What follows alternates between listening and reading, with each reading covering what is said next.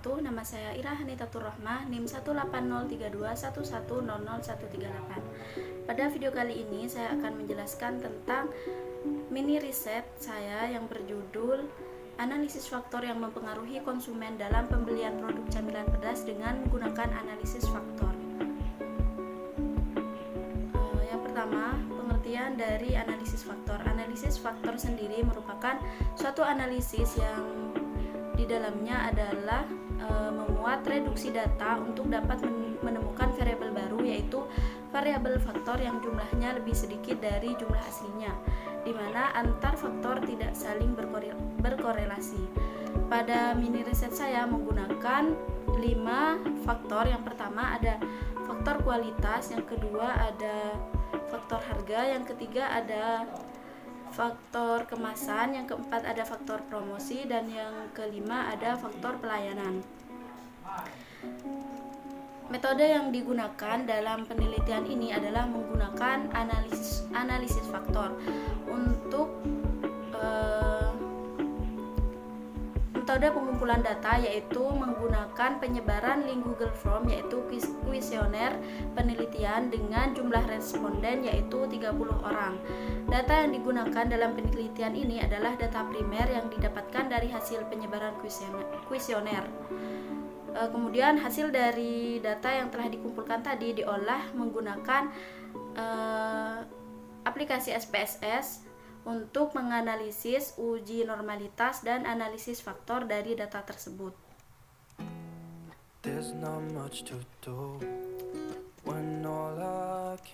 Hasil dan pembahasan. Setelah dilakukan analisis data, maka untuk uji normalitas pada data menunjukkan bahwa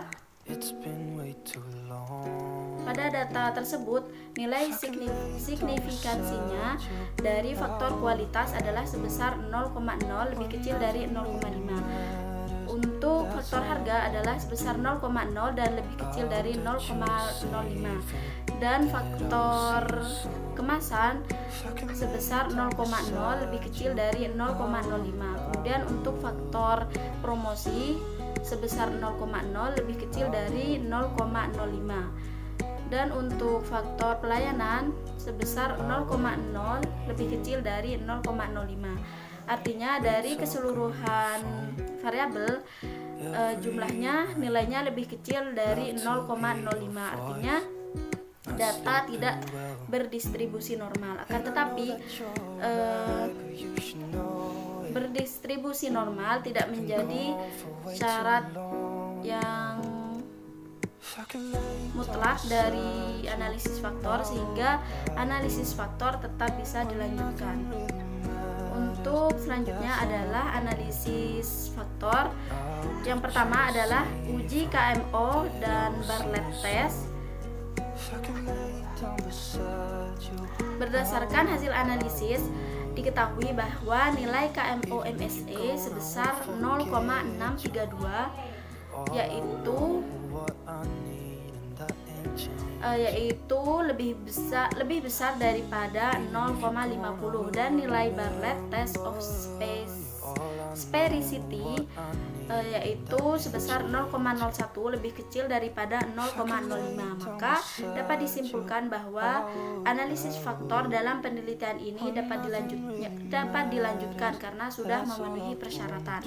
Selanjutnya adalah uji anti-image matrix, di mana pada output anti-image matrix menunjukkan bahwa nilai measure of sampling accuracy atau MSE dari masing-masing faktor yang dianalisis adalah sebesar, untuk kualitas sebesar 0,563, harga sebesar 0,665, kemasan sebesar 0,635, promosi sebesar 0,650, dan faktor pelayanan sebesar 0,604. Artinya dari semua faktor yang dianalisis lebih besar daripada 0,50. Artinya dari hasil di atas diketahui bahwa nilai MSE untuk semua variabel itu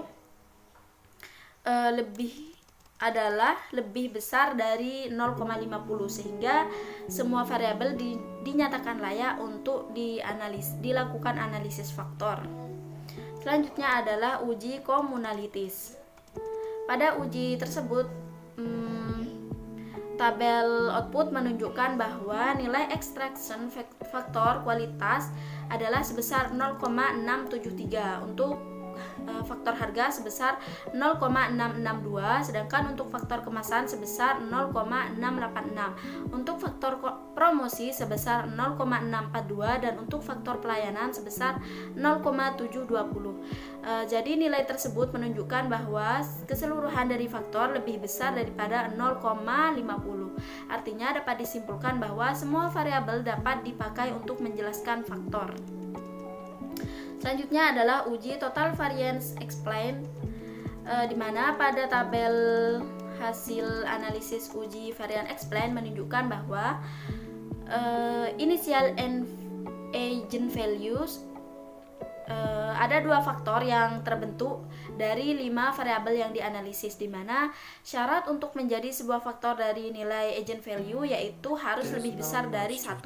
Sedangkan pada tabel menunjukkan bahwa ada dua faktor yang lebih besar dari 1, yaitu komponen 1 kualitas atau kualitas sebesar 2,029, maka menjadi faktor 1 dan mampu menjelaskan 40,587% dari variasi.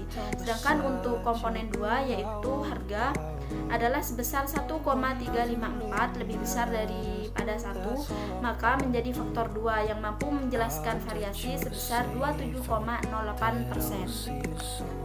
Jika faktor 1 dan faktor 2 dijumlahkan, maka mampu menjelaskan 567,669% dari variasi. Untuk output yang kelima yaitu script plot, di mana pada gambar script plot ini menunjukkan beberapa faktor yang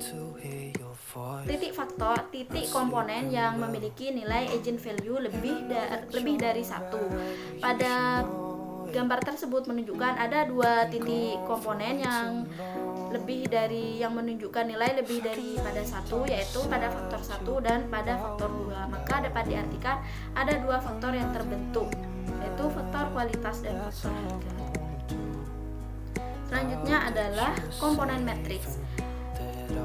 Hasil analisis menunjukkan bahwa nilai korelasi atau hubungan antara masing-masing variabel dengan faktor yang terbentuk dari output di atas terlihat pada variabel kualitas memiliki korelasi sebesar 0,192 dengan faktor 1 dan memiliki korelasi sebesar 0,797 dengan faktor 2. Sedangkan untuk variabel harga memiliki korelasi sebesar 0,775 dengan faktor 1 dan memiliki korelasi sebesar 0,249 dengan faktor 2. Sedangkan untuk variabel kemasan yaitu memiliki korelasi sebesar 0,729 dengan faktor 1 dan 0,393 dengan faktor 2. Untuk faktor promosi yaitu memiliki korelasi sebesar 0,66 dengan faktor 1 dan 0,445 dengan faktor 2. Untuk variabel yang terakhir yaitu variabel pelayanan memiliki korelasi sebesar 0,642 dengan faktor 1 dan 0,552 dengan faktor 2. Tabel yang output yang selanjutnya adalah output rotate komponen metrik, yaitu untuk melihat variabel yang masuk pada faktor 1 dan faktor 2. Maka dapat diartikan pada tabel di atas, variabel kualitas memiliki nilai korelasi dengan faktor 1 sebesar 0,371 dan korelasi dengan faktor 2 sebesar 0,731. Karena nilai korelasi faktor 2 lebih besar daripada faktor 1, maka variabel kualitas ini termasuk pada kelompok faktor 2.